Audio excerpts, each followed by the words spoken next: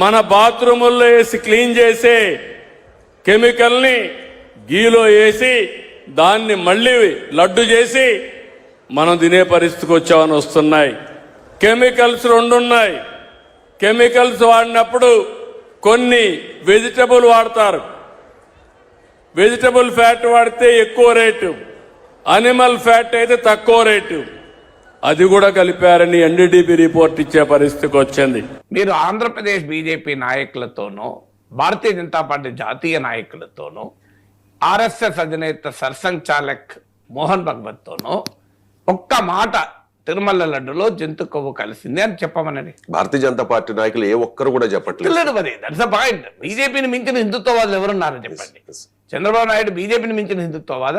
Charge sheet అంటే ఆరోపణ పత్రం. దాని ఆరోపణ పత్రంగానే చూడాలి, దాని తీర్పుగా చూడలేం. సో అది let the verdict come, let us wait. ఎందుకంటే దేవుని లడ్డు ఇది నార్మల్ సాధారణ కల్తీ కాదు ఇది.